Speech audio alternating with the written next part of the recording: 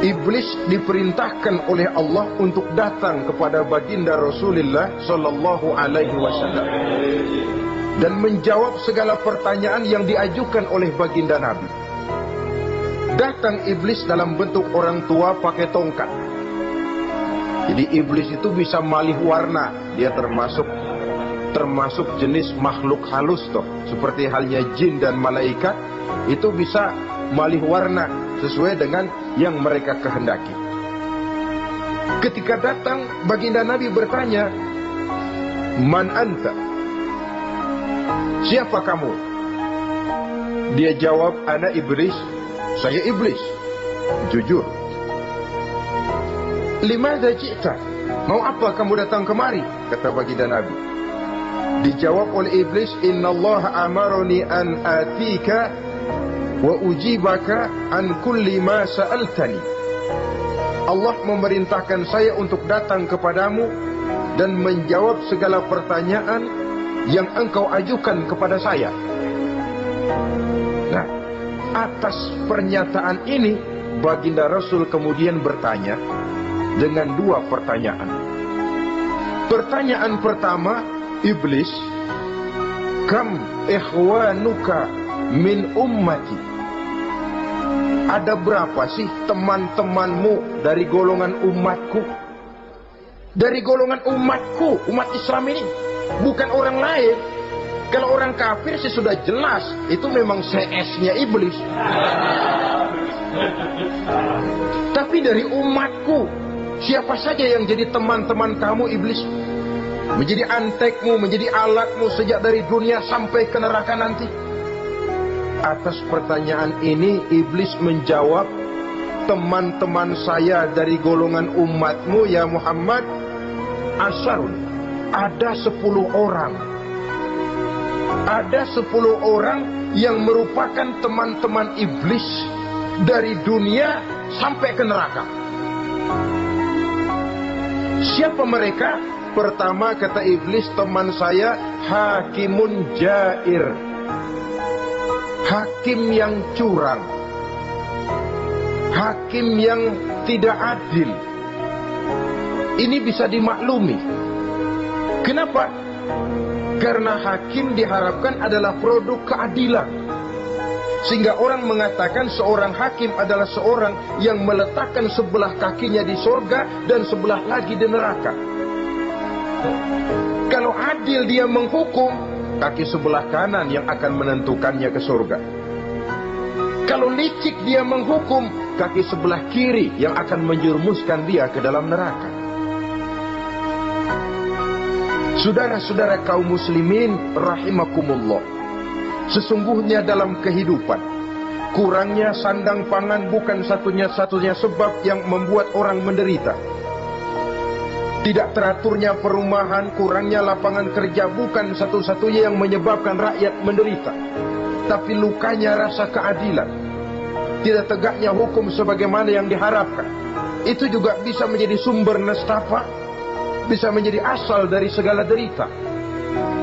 Oleh karena itu, hakim yang tidak adil, hakim yang curang, yang menghukum tidak berdasarkan hukum, tapi berdasarkan kepentingan, berdasarkan pesan sponsor, hukum bisa dibeli, ada istilah mafia peradilan. Hakim-hakim macam ini yang akan menjadi teman-teman iblis. Dan tiap kali palu akan diketuk, iblis sudah bukan main sibuknya. Kekuasaan di tanganmu, hijau katamu, hijau yang akan berlaku, merah kau ketok, merah yang akan jadi keputusan. Orang lain tidak tahu ini kesempatan untuk jadi kaya, ini kesempatan untuk naik pangkat. Manipulir hukum tidak ada yang tahu karena orang banyak yang awam dengan hukum. Saudara-saudara kaum muslimin, kalau hukum sudah bisa dibeli, atau kalau hukum cuma untuk orang-orang kecil saja, ada kelompok-kelompok yang kebal hukum, maka akan timbullah kiamat di masyarakat, di mana yang kuat makin kuat, yang lemah selalu menjadi mangsa. Oleh karenanya, hakim yang serong, hakim yang durjana merupakan teman-teman setan, merupakan teman-teman iblis dari dunia sampai ke neraka nanti. Ini yang pertama. Oleh karenanya, pada dasarnya setiap kita adalah hakim. Untuk keluarga, dalam pergaulan, hendaklah adil di dalam memutuskan segala sesuatu. Lebih-lebih hakim yang memang menjadi pengayom masyarakat. Bukankah lambang para hakim digambarkan dalam bentuk neraca yang berimbang? Tidak berat ke kiri, tidak juga berat ke kanan. Dalam arti objektif memberikan keputusan sesuai dengan hukum, sehingga masyarakat terlindungi. Dan hakim yang adil secara praktis adalah musuh daripada setan. Dimanapun setan dan iblis paling gak demen sama hakim yang adil. Itu merupakan musuh besar bagi setan. Yang menyalahkan yang salah, membenarkan yang benar. Walaupun yang salah orang besar, yang benar orang kecil. Dan kita memang oleh baginda Nabi diajarkan satu doa. Allahumma arinal haqqa haqqa warzuqna tibaa. Ya Allah, perlihatkan kepada kami bahwa yang benar itu benar. Sebab sering kita lihat yang benar jadi tidak benar. Ini memerlukan kekuatan batin. Yang benar tampakkan kepada kami kebenarannya ya Allah. Sebab sekarang banyak ketidakbenaran yang dikamuflase. Banyak ketidakbenaran yang diberikan lipstick sehingga kelihatannya menjadi benar. Ini baik doa ini saya pikir dibaca oleh para hakim. Allahumma arinal haqqa haqqa. Ya Allah, perlihatkan kepada saya bahwa yang benar itu benar. Dan tidak cuma sekedar itu, warzuqni tiba'ah. Berikan kekuatan kepada saya untuk mengikuti kebenaran itu. Sebab kadang-kadang terjadi juga dia tahu yang benar itu benar, tapi tidak punya keberanian moral untuk mengatakan bahwa itu benar. Dia tahu itu barang yang hak, tapi tidak terpanggil mengikuti yang hak. Tidak punya kekuatan moral untuk mengikutinya. Lalu doa ini pun disambung. Wa arinal batila batilan warzuqna ijtinaba. Wahai Allah, perlihatkan kepada kami bahwa yang batil adalah batil, bahwa yang salah adalah salah, bahwa yang munkar adalah munkar. Berikan kepada kami kekuatan untuk menjauhi yang munkar, yang batil, yang zalim. Saudara-saudara kaum muslimin rahimakumullah.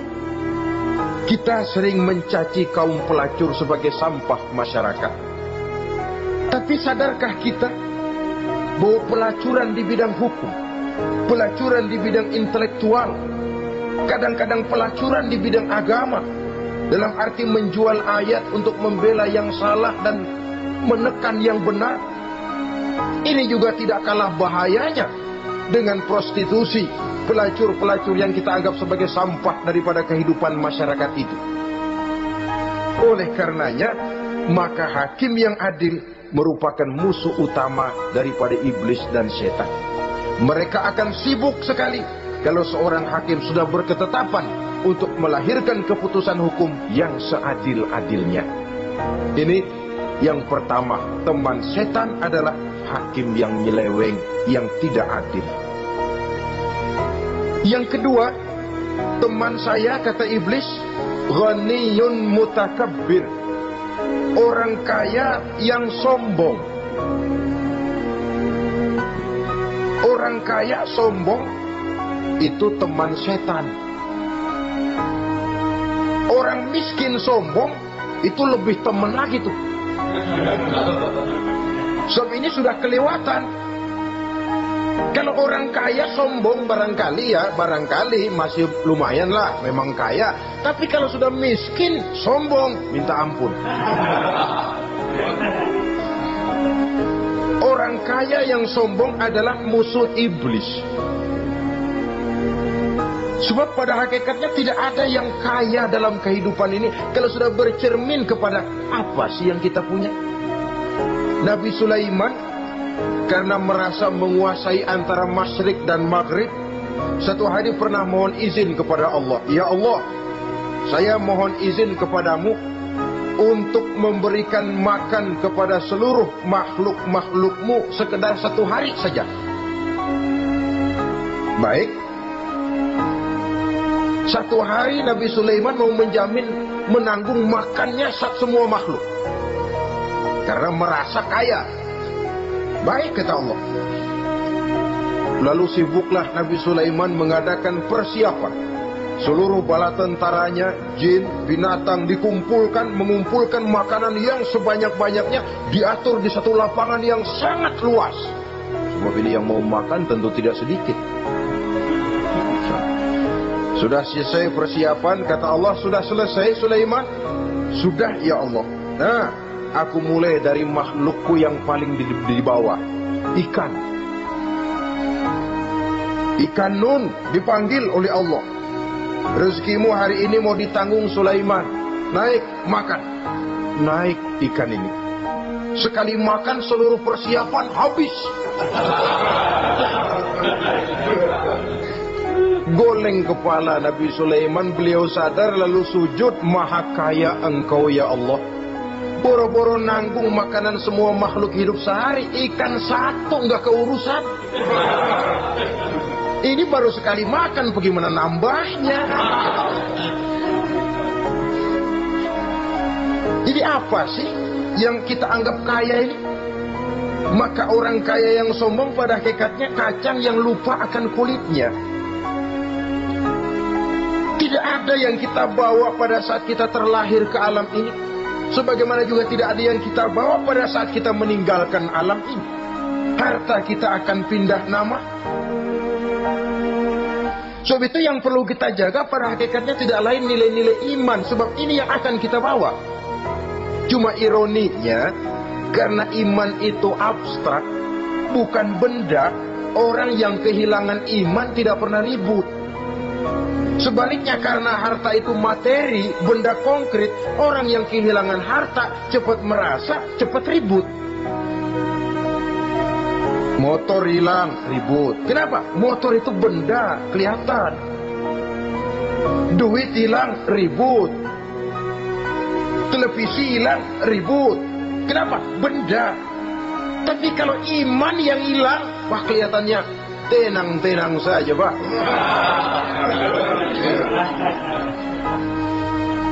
Padahal ini usaha iblis, bagaimana orang kehilangan iman, menjadi kafir, masuk grup dia untuk menemani dia di dalam neraka nanti. Dia gelincirkan iman kita, dan kita sering tanpa terasa telah mengalami pergeseran nilai-nilai iman kalau tidak tergusur sama sekali. Cuma saya katakan tadi, oleh karena iman ini bukan benda, orang yang kehilangan iman kurang begitu merasa. Padahal ini yang paling berharga. Sebab ini yang akan kita bawa menghadap Allah. Orang itu kalau sudah yakhruju minat dunya bighairi iman, keluar dari dunia, meninggalkan dunia dan seluruh isinya, kembali menghadap Allah dengan tidak membawa iman, tempatnya jelas sudah. Itu yang paling kita khawatir. Pangkat jelas tidak kita bawa. Harta benda akan pindah nama jadi milik ahli waris kita. Tiba-tiba iman yang cuma satu itu tempat kita bergantung, hilang juga dari diri kita. Dengan apa kita mau menghadap Allah? Dan kemalangan apa yang lebih besar dari orang-orang yang telah kehilangan iman pada saat dia menghadap Allah Subhanahu wa ta'ala. Karena itu, saudara-saudara, terutama yang diberikan amanah berupa harta oleh Allah dalam kehidupan ini, bersyukurlah kalau saudara diberikan kepercayaan oleh Allah untuk menyalurkan rezeki kepada orang lain. Seperti keran yang nyimpen air tapi tidak untuk dirinya, disalurkan kepada yang memerlukannya. Rezeki dia cuma lewat tangan saya. Rezeki dia cuma lewat tangan saya. Berbahagialah orang kalau dipercayai Allah untuk menyalurkan rezeki kepada orang lain. Artinya agen. Ditunjuk jadi agen Allah, kok nggak bangga? Kalau sudah kemari cara berpikir, insya Allah rasa bakhil bin pelit alias medit bin koret. Itu insya Allah nggak ada. Kadang-kadang kita berpikir, yang nyari duit gue setengah mati, lu datang-datang mau minta aja pala lu. Kan itu toh kadang-kadang cara kita berpikir. Ya boleh jadi lalu terasa berat. Tapi kalau kembali kepada kesadaran, barangkali alhamdulillah rezeki dia cuma lewat tangan saya. Kalau saya nggak ngasih dia, barangkali nggak semudah ini saya dapat rezeki. Allah mudahkan rezeki saya karena saya sering membantu orang-orang yang memang memerlukan. Andai kata saya nggak membantu mereka, belum tentu rezeki selancar ini. Tidak lalu, enak aja. Peras keringat gua banting tulang, pergi pagi pulang sore, lu datang-datang nada aja. Berbahagialah orang jikalau sekali lagi dia dijadikan agen oleh Allah untuk menyalurkan rezeki kepada mereka yang memang memerlukannya. Kalau tidak ke arah itu kita berpikir, yang timbul bakhil. Bakhil lalu bermegah-megah dengan hartanya, timbul kesombongan. Senang lihat orang susah, lalu dia sendiri dengan hartanya cuma to show only, pameran. Lewat di kampung, senang kalau orang melotot, lihat mobilnya yang serba mengkilap, sepatunya yang serba mahal. Senang kalau, wah, semua gaya hidupnya serba jet set, wah. Senang betul kalau melihat orang sudah serba bengong lihat keadaan dia. Timbul takaburnya, sombongnya, ngenyek kepada yang lain. Maka orang kaya yang sombong, teman iblis, teman setan. Setan senang betul. Sebaliknya secara praktis, orang kaya yang rendah hati adalah musuh iblis. Saudara-saudara kaum muslimin rahimakumullah, lain memang. Kalau kita diberikan ilmu di akhirat nanti, pertanyaan cuma satu, ilmumu kau amalkan untuk apa? Kalau kita diberikan umur panjang, pertanyaan akhirat satu saja, umurmu kau habiskan di mana? Tapi kalau sudah harta diberikan kepada kita, pertanyaan akhirat dua, min aina iktasabahu wa fima anfaqahu. Hartamu kau dapat dari mana, kau belanjakan kemana? Depan belakang ditanya. Yang ketiga, teman iblis itu tajirun khain, pedagang yang berkhianat. Baik kepada sesama teman pedagangnya karena ingin lebih maju dari yang lain. Terjadi persaingan yang tidak sehat di berbagai bidang bisnis, ataupun kepada para pembelinya dengan mengatakan barang yang baik adalah barang yang tidak baik menjadi baik. Sebab pada dasarnya apabila kaum pengusaha sudah berkhianat, akan timbul kegoncangan ekonomi. Dan kegoncangan ekonomi dampaknya adalah melahirkan kelas-kelas kemiskinan. Kemiskinan merupakan satu perangkap iblis. Biasanya orang kalau udah melarat, udah dekat banget sama kafir. Kalau tidak dilatar belakangi oleh nilai iman yang kuat, udah melarat, udah dekat benar dah sama kafir. Apalagi iblis ini menggodanya, pandai dia. Kepada orang miskin dia datang dengan bujukan materi. Kepada yang cukup hartanya dia datang dengan bisikan lain. Pendeknya, iblis dan setan itu kalau ibarat tukang joget, dia ngerti betul irama kendang.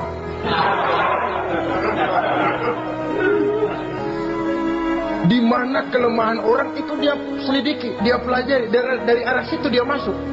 Dan secara strategi perang, iblis dan setan ini posisinya memang lebih menguntungkan daripada kita. Kenapa? Dia melihat kita, kita mah nggak lihat dia. Dia bisa pelajari kebiasaan dan kecenderungan kita. Kita nggak tahu kadang-kadang kelemahan kita. Dari arah itu dia masuk. Posisi dan strateginya lebih menguntungkan daripada kita. Inilah saja yang dapat kita sampaikan pada pertemuan kali ini. Mudah-mudahan ada manfaatnya. Terima kasih dan mohon maaf.